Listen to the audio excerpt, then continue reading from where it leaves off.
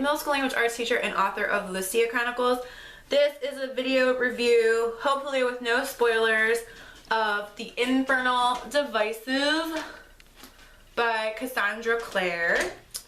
Hi, baby. Sorry, my dog walked into the video. I mean, you can't see her, but she's here. So Cassandra Clare has been at my TBR for a while, and the books are quite popular.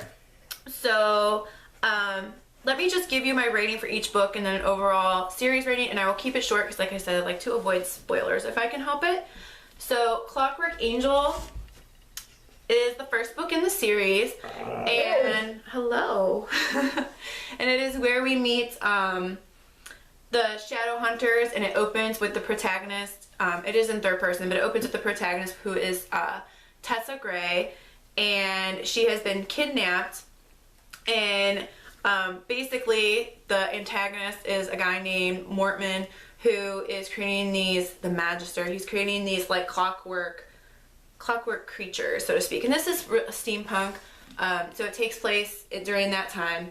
Overall, I gave this one 3.5 stars because in general I liked it. The only thing I didn't like in this one is I love Will and Jem, but in this particular book I actually found Tessa kind of annoying.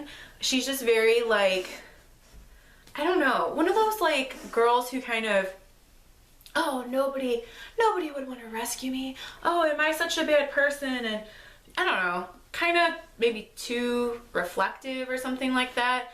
Not that that's a bad thing, but there was just something that I didn't like about her exactly. But I heard so many good things about the series, and I love Will and I love Jem. I really love Will. So I wanted to see what was going to happen in the next book. So I gave Clockwork Angel 3 stars, and this gentleman is supposed to be Will Herondale. Clockwork Prince is more about Jem, and it's about how, you know, kind of the love triangle that begins to form between Jem and Tessa and Will as Tessa becomes a regular staple in the Institute. And this is about Tessa's brother Nate, who she's been trying to find since the first book. It's about Jessamine, who is a shadow hunter but hates everything that shadow hunters stand for.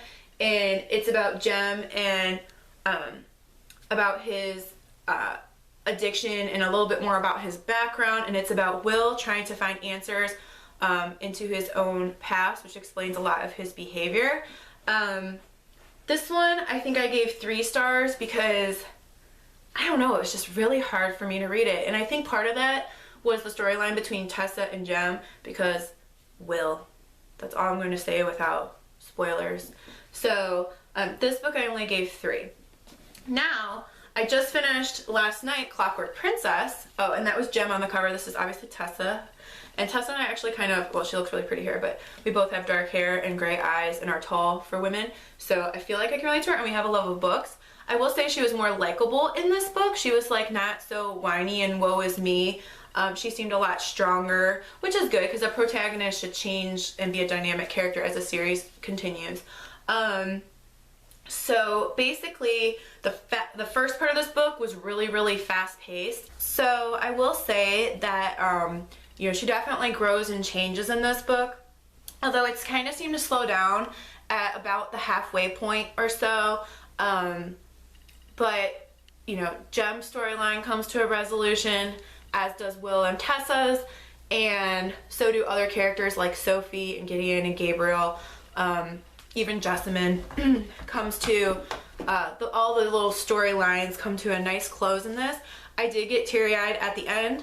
There is 24 chapters and an epilogue, and I actually think I would have been okay if it had ended after chapter 23. You know, the rest was okay.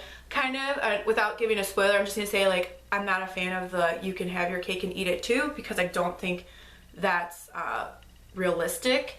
But that's just my personal opinion. But overall, for sure, Clockwork Princess was, so hard to show because they're so metallic-y, was the best of the 3.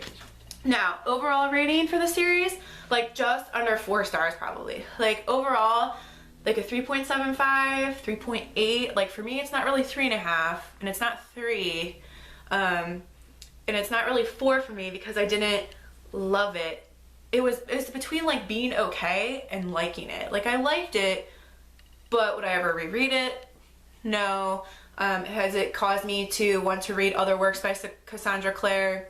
No. And it kind of stinks because I love how everyone are into the Shadowhunter fandom and I so wanted to be part of that. But I guess I'm just gonna have to settle for being part of Doctor Who and the Raven Cycle and the Lunar Chronicles and of course Harry Potter. I guess I'm just not meant to be a Shadowhunter. I don't know. It's just something was missing for me while I read this series. And I don't know if it's because there was so much hype about them, so I expected a lot, you know, and so my expectations were too high, or what exactly. But overall, like 3.75, 3.8, and this is the Infernal Divisive by Cassandra Clare. So in the meanwhile, try and get a good picture here of these books. Okay, so in the meanwhile, happy reading and happy writing.